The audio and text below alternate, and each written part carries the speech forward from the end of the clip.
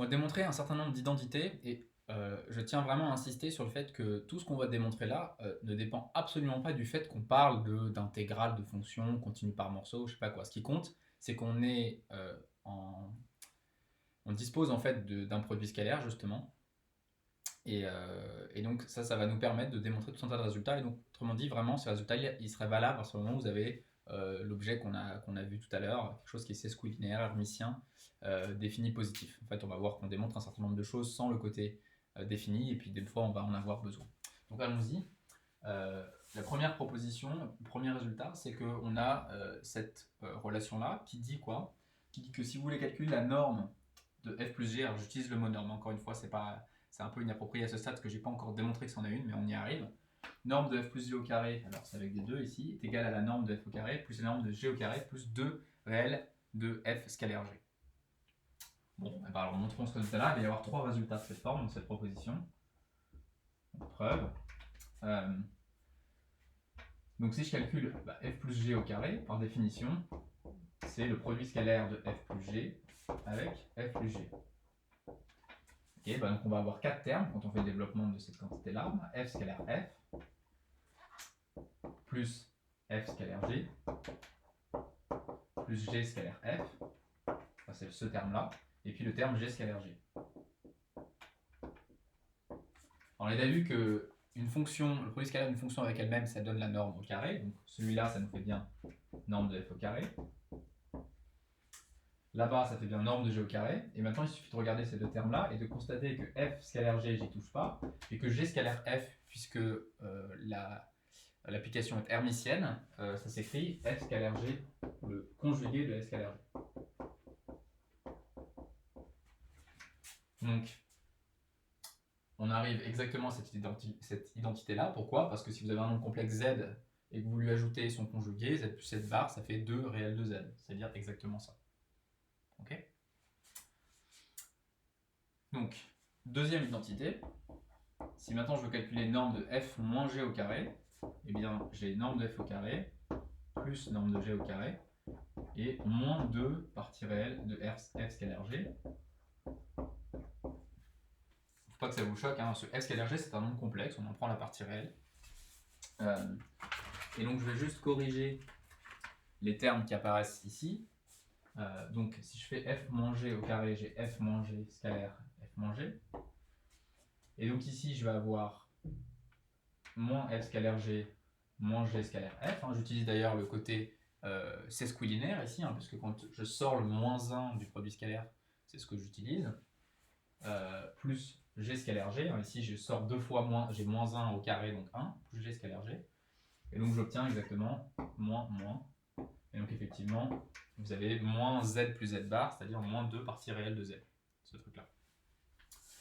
Et on constate la chose suivante, c'est que si maintenant on s'amuse à sommer ces deux égalités-là, ces deux choses-là s'en vont, et donc on a une autre identité qui est, donc je ne vais pas la démontrer puisque ça résulte de la somme de ces deux-là, norme de f plus g au carré, plus norme de f moins g au carré.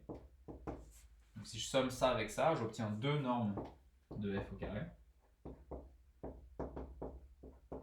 plus deux normes de g au carré. Ok, donc voilà, ça c'est une troisième identité, ça s'appelle l'identité d'ailleurs du parallélogramme.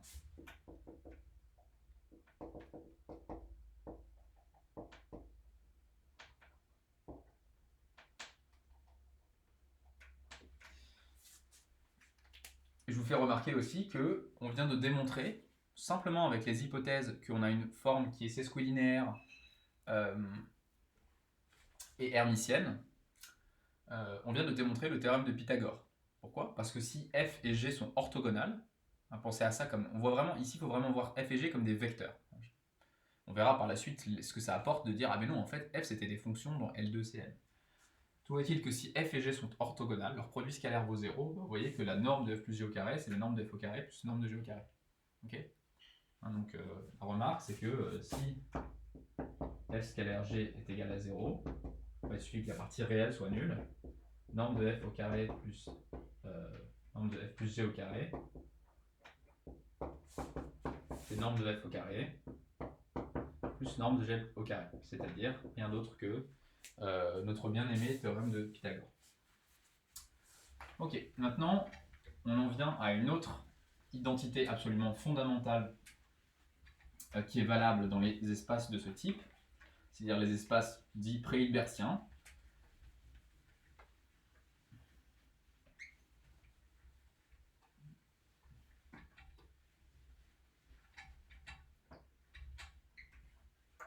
Alors cette identité, c'est quoi? C'est justement l'inégalité de Cauchy-Schwarz. De Cauchy-Schwarz.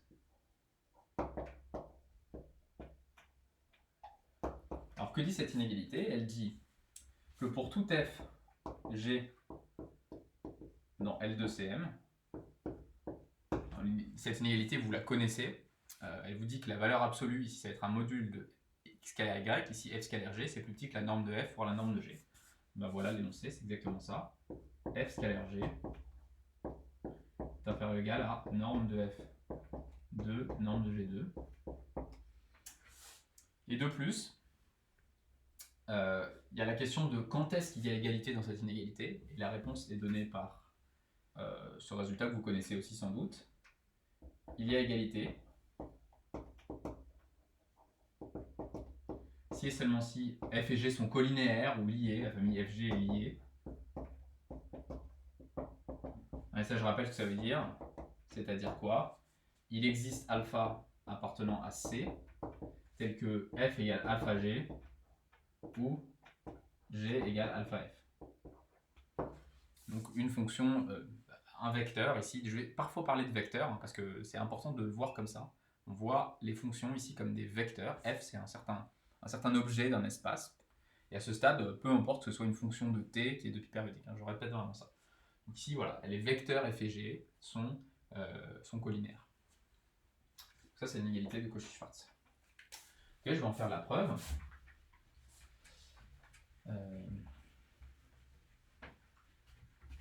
La preuve, elle est un peu... En fait, le fait qu'on soit dans le cadre complexe la rend un petit peu plus difficile, justement, ou en tout cas un peu plus nébuleuse, je trouve. Mais bon. Alors, ici, en fait, il va se passer deux choses. Le premier cas que je vous laisserai en exercice, c'est le premier cas, c'est le cas où f scalaire g égale 0. Je vous laisse en exercice. Vous pouvez vérifier que, effectivement, si f scalaire g égale 0, vous avez cette inégalité. Bon, ça, c'est une évidence, parce qu'à droite, c'est positif, et à gauche, ça vaut 0. Donc ça, c'est facile à démontrer. Et puis, il suffit juste de vérifier qu'il y a égalité si et seulement s'il y a ça. Autrement dit, lorsque f scalaire g égale 0, il s'agit de démontrer que ce produit est nul si et seulement si vous avez ça. Ce qui est vraiment très facile à vérifier. Donc, je vous le laisse. Le deuxième cas, qui est autrement plus intéressant, c'est le cas où f scalaire g est différent de 0. Bon, f scalaire g, c'est un nombre complexe, donc je peux très bien me donner un argument de ce nombre complexe. Donc, il existe θ appartenant à R, tel que f scalaire g, c'est donné par son module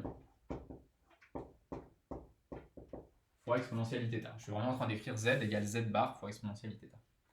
Et ce que je vais considérer, c'est l'application suivante. Donc c'est un peu, ça sort un petit peu de nulle part, mais c'est comme ça. On considère l'application qui a t associe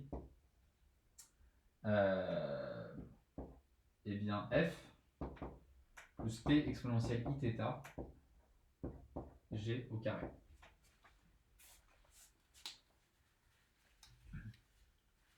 Donc allons-y, on va calculer ce que vaut cette application.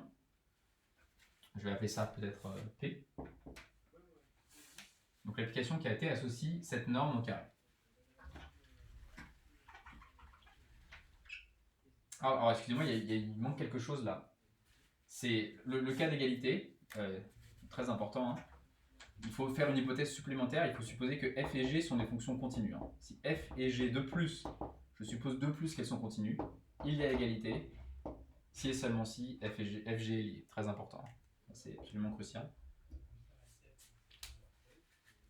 Donc Cauchy-Schwarz c'est valable dans toute généralité. Le cas d'égalité, il est valable si vous avez une application, vous allez vous rappeler, hein, lorsqu'on prend des fonctions continues, on a une application qui est vraiment un produit scalaire, c'est-à-dire une application qui est définie. Et donc là, on en a besoin pour établir ça.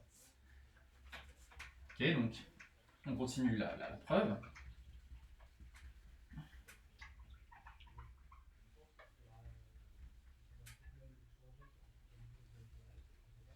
Qu'est-ce qu'on a? Eh bien, si je calcule ça avec les identités qu'on a vues tout à l'heure, pour tout t appartenant à R, c'est une application que je prends comme je prends t ici réel, hein. P de t, ça vaut quoi? Alors vous vous rappelez que f plus h en norme au carré, ça faisait d'abord f au carré, donc j'obtiens ça. Ensuite, il y avait deux fois la partie réelle de t exponentielle iθ g, donc il y a deux parties réelles de f exponentielle de t exponentielle iθ g, plus la norme de t exponentielle iθ g au carré. Donc vous voyez qu'il va falloir expliciter un peu certains des termes. Il y a celui-là à expliciter et celui-là. Donc la partie réelle de f scalaire t exponentielle iθ g, qu'est-ce que ça vaut? Eh bien, donc t exponentielle iθ, c'est un scalaire qui est dans la partie de droite du produit scalaire. Donc attention, quand on le sort, hein, c'est le côté c square, ça donne ce scalaire bar, le conjugué de ce scalaire. Attention, je vous rappelle, f scalaire lambda g, ça fait lambda bar f scalaire g. Donc ça fait partie réelle de t exponentielle moins iθ f scalaire g. Et ici, il est temps de se rappeler que f scalaire g, c'est rien d'autre que le module de f scalaire g fois exponentielle iθ. Donc ça, c'est rien d'autre que partie réelle de t exponentielle moins iθ module de f scalaire g exponentielle iθ et c'est tout. Et donc vous voyez que l'exponentielle iθ simplifie. Et donc là, vous êtes en train de prendre la partie réelle d'un truc qui en fait est réel. T est réel, le module de f scalaire g est réel. Donc ça fait rien d'autre que t f scalaire g en module. Voilà.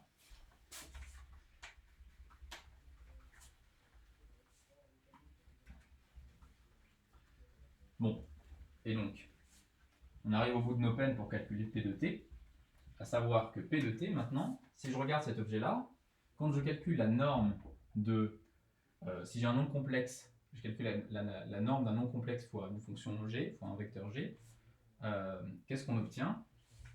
Vous pouvez vérifier hein, que j'aurais peut-être dû en faire la remarque, pour tout alpha appartenant à C, la norme de alpha g, c'est module de alpha fois norme de g. Module de alpha fois norme de g. C'est le moment où vous ne me voyez plus, mais il faut dire que Florent epsilon prend déjà beaucoup de place. Donc, résultat, quand je calcule ici t exponentielle iθ g au carré, eh bien ça me fait module de t exponentielle iθ au carré fois norme de g au carré. Bon, le module de exponentielle iθ ça fait 1, et module de t au carré ça fait juste t au carré, donc j'obtiens ça. Donc finalement, si je vous regarde P, je constate qu'il s'agit simplement d'un trinôme en T.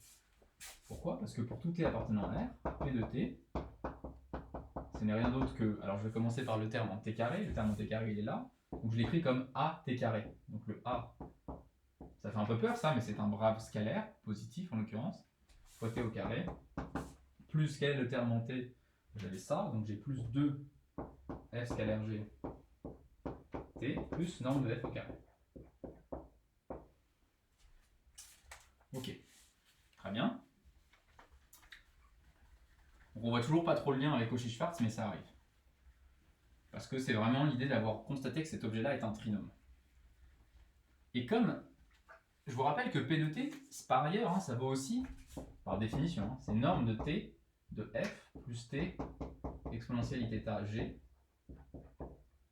au carré. Et donc P de t, c'est un polynôme, quelle que soit la valeur que vous mettez en entrée, la valeur petit t, qui est un réel, eh bien il vous sort quelque chose de positif. Donc ça veut dire quoi? Ça veut dire que ce polynôme ne peut pas avoir de racine, ne peut pas avoir deux racines réelles. Si le polynôme avait deux racines réelles, ça veut dire que comme par ailleurs le coefficient dominant, c'est-à-dire celui qui est devant t carré, est positif, ce polynôme il tend. Alors, il faut que je fasse quelques remarques ici. Il faut faire le cas, donc là je vais pas le faire à part, hein. Il faut faire le cas où la norme de g vaut 0.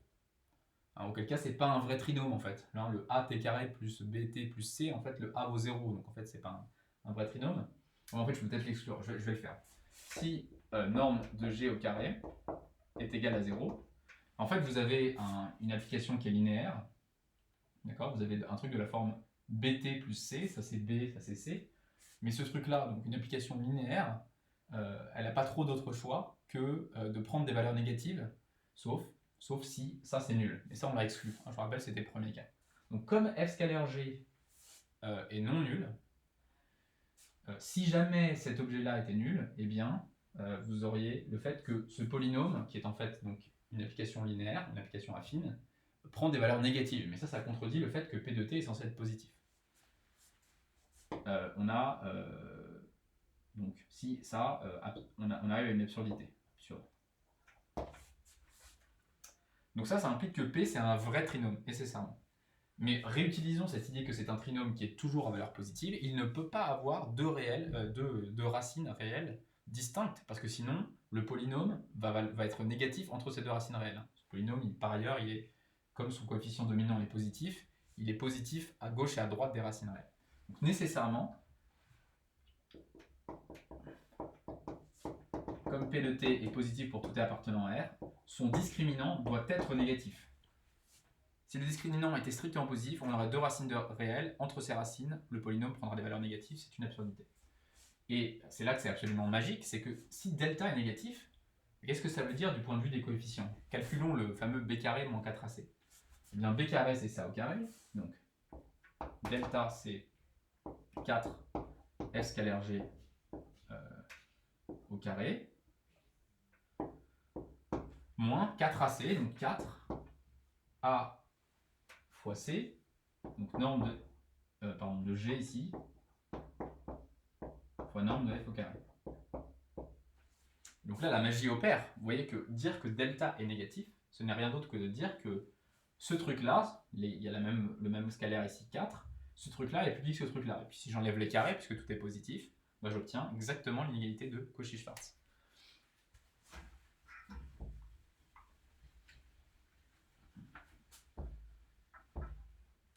Donc j'en déduis quoi? J'en déduis que delta est inférieur ou égal à 0, c'est équivaut précisément à f scalaire g au carré est plus petit que norme de f, norme de g au carré. Alors, ici insistons sur le fait que je peux enlever les carrés puisque tout est positif et donc ça c'est bien l'égalité de Cauchy-Schwarz. Donc j'ai démontré l'égalité de Cauchy-Schwarz. Maintenant il y a le fameux problème du cas d'égalité dans Cauchy-Schwarz. Donc maintenant je suppose que donc je me place dans le cadre où f et g, je vais me placer à droite peut-être déjà, je me place dans le cadre où f et g sont continus.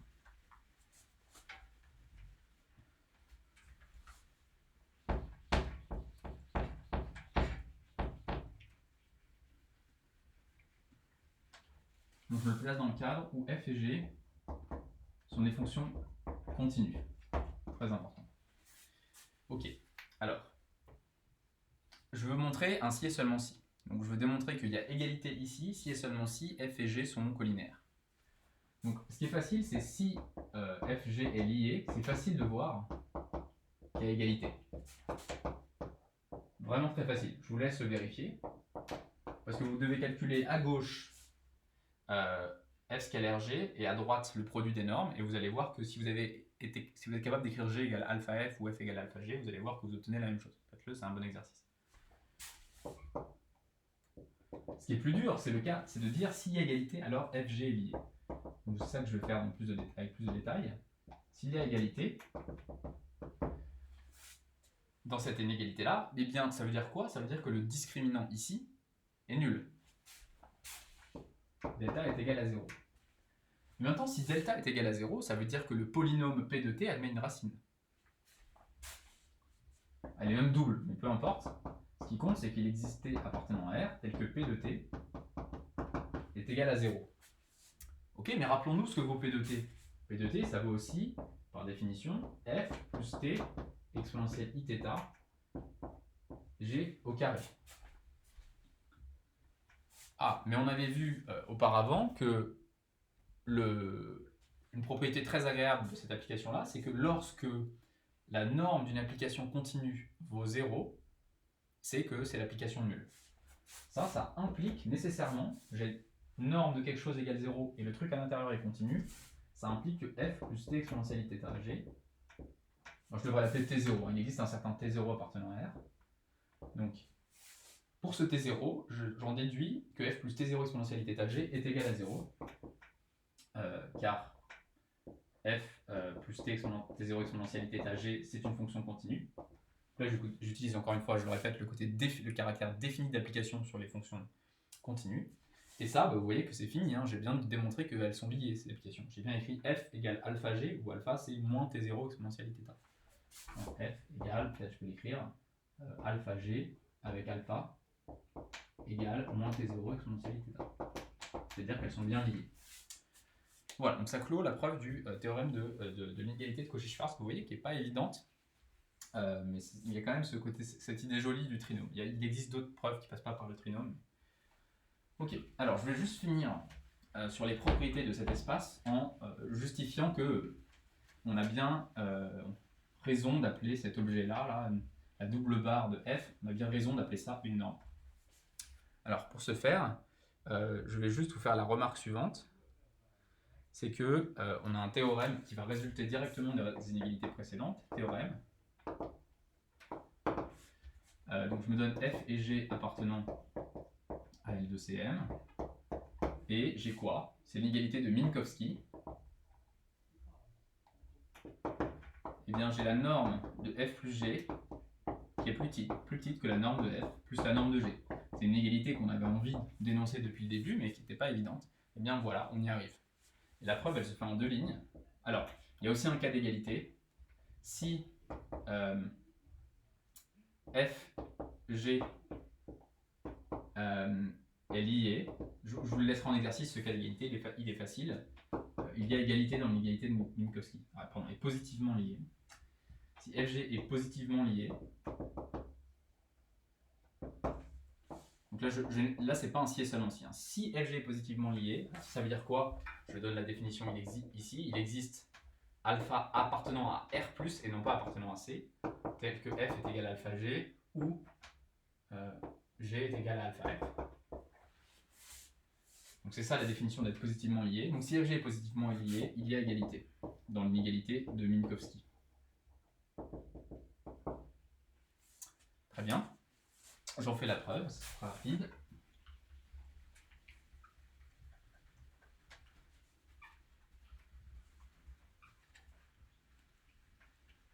Donc la preuve, je vais utiliser d'abord les inégalités qu'on a vues là.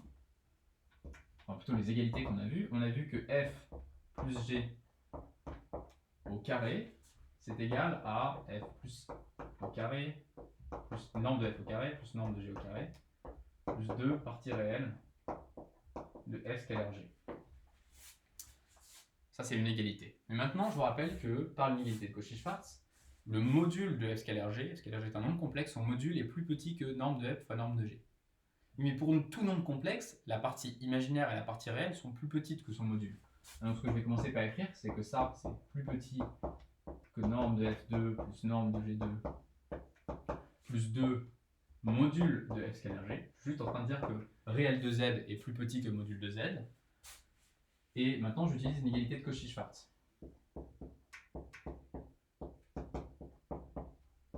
Je majore le module de f scalaire g par 2 par norme de f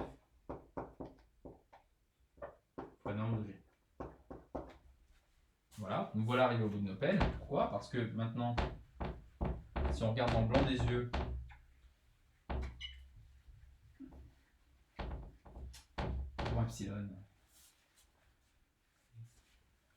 pour epsilon grince. Si on regarde ce qu'on a obtenu ici, on a un truc de la forme a carré plus b carré plus 2ab, donc on est content, ça fait a plus b au carré. Donc ça c'est égal à norme de f plus norme de g au carré. Et on a gagné. Pourquoi? Parce que si on regarde d'où on est parti de norme de f plus g au carré, et on va démontrer que c'est plus petit que norme de f plus g, le tout au carré. Et donc on peut enlever les carrés, tout est positif, et donc ça démontre bien que norme de f plus g est plus petit que norme de f plus norme de g. Ok? Voilà. Et donc tout ça, ça démontre que, donc la remarque, c'est que,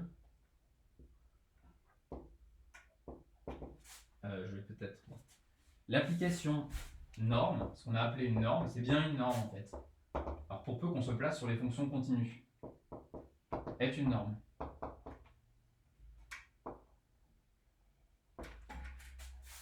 Hein, et ça, je vais juste l'expliquer oralement. D'abord, c'est bien un truc à valeur positive, ça c'est clair.